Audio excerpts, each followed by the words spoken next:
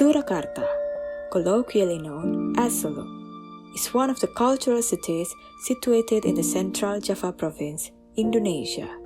This city is situated along the Java's longest and fertile river, Bengawan Solo.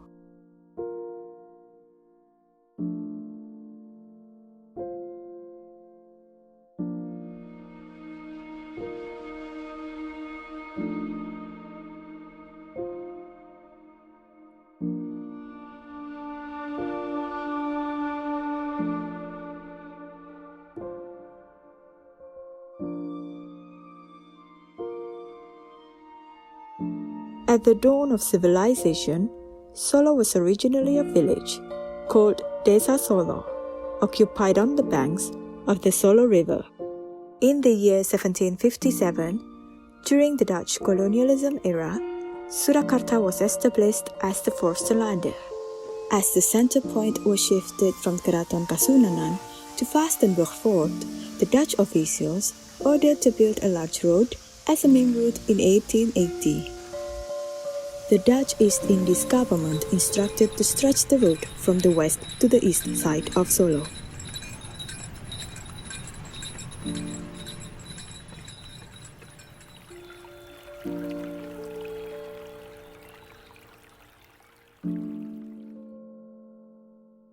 Soon after its inauguration, to honor the Queen Wilhelmina of Netherlands, this road was named after her, to Wilhelminastraat. The construction was initiated to accommodate the sugar commodity haul to the city center of the Dutch East Indies, the Vastenburg Fort. It also acted as a special route to welcome state guests. Wilhelminastraat, or later on become Purwosariweg, was built in the 19th century.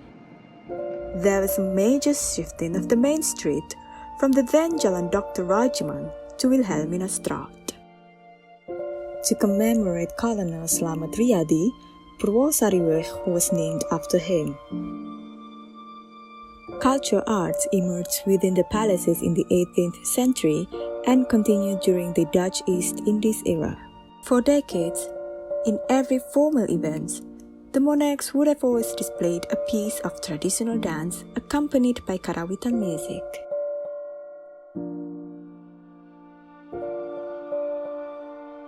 Kampung Kemlayan, located between Slamet Riyadi, the Keraton Kasunanan area, and the Dr. Rajiman, was established during the reign of Pakubuwono IV of Keraton Kasunanan.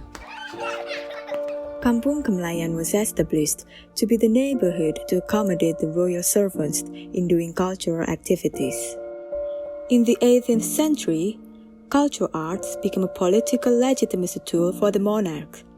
Thus, it was seemingly reasonable that, following their loyalty to the throne, the royal palace authority gave the privilege to the community of Abdi Dalam Niaga to inhabit an area of land and establish the living settlements.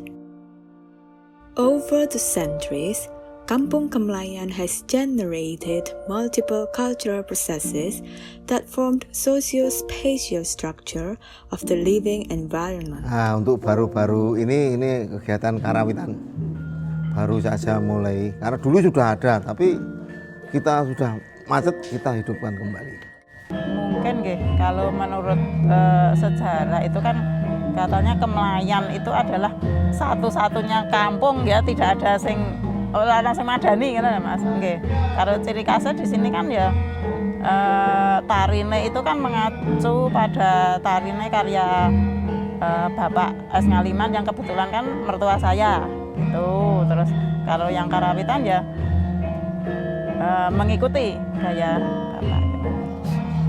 Bahwa dulu pernah ada sanggar karawitan, sanggar keseni tari, bahkan di sini menjadi sanggar tari yang mungkin paling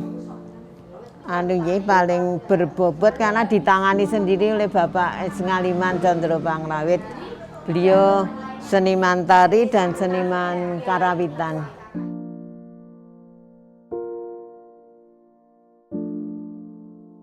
Rumah di sini sejak saya kecil sampai sekarang tidak pernah lepas untuk kegiatan berkesenian, terutama seni tari.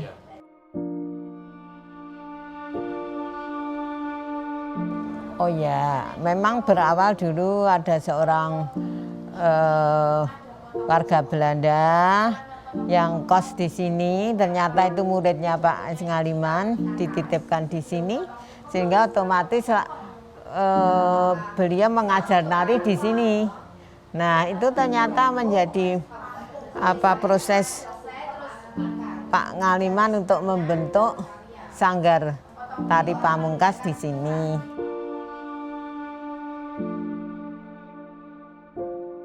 Berkelanjutan ya kegiatan tari di rumah ini, karena kebetulan yang kos di tempat kita itu anak-anak mahasiswa dari luar negeri yang dititipkan untuk kos di sini. Cultural performances that were initially exclusive slowly became accessible outside the royal palaces. There were societies built in Solo. Societet Habibroyo was built by Kasunanan Royal Palace, which was originally reserved for the priyayi, aristocrats, or nobles of Solo. People's economic behavior in Solo were changing over time, and cultural activities became unsustainable. Societet Habibroyo was located in the Kampung Kemlayan area. Today, it functions as the Amarillo Hotel. Royal arts and cultures were starting to be accessible to the public, marked with the emergence of Wayang Wong activities in Sriwadari, the People's Park. The transformation of Societet Habibroyo marked historical and political implications that shift people's social and economic behavior, which further transformed the morphology of Solo's urban space. Ya memang gudangnya seni ya, di sini ada Pak Anom Suroto, ada itu ketoprak, itu bintang ketoprak siapa ya namanya saya lupa, itu yang di Kemlayan dekat Pak Anom Suroto itu ada. Terus yang bikin gamelan itu terus yang guru ya, terus guru tari itu memang di sini terkenal gudangnya seniman gitu. Seeing opportunities from the Solo art market activities, Jalan Bedoyo in Kampung Kemlayan was used by residents to sell street food, resulting a good economic impact for its local residents. Today, the culture that develops is not entirely the result of the old culture that already exists, but the form of collective contemporary adjustments to the cultural processes. The perception of Kampung Kemlayan as a cultural district is highly believed by the local community, even though not all parts of the community participate in the cultural activities. In the last 10 years, new cultural arts have deliberately emerged as a means to establish a recognition of Kampung Kemlayan as a kampung wisata. Kampung Kemlayan has been a home for different communities today. However, there is still a burning enthusiasm from various community groups who want to revive the breadth of culture that once existed but is starting to disappear. Yet, there are struggles to identify and defend equitable spaces in embedding a strong belief that these cultural activities could sustain the community welfare. Aside from that, there are still several layers of society in Kampung Kemlayan trying to appropriate and reappropriate the living space. There are layers of striving communities looking for loopholes to survive through various lines of economic activities, reclaiming social spaces. Undefined ownerships in several places create overlaps between private and public spaces. Some cultural activities for public were held in private residences. Some activities were held on the streets, creating a sense of temporalities in a public infrastructure.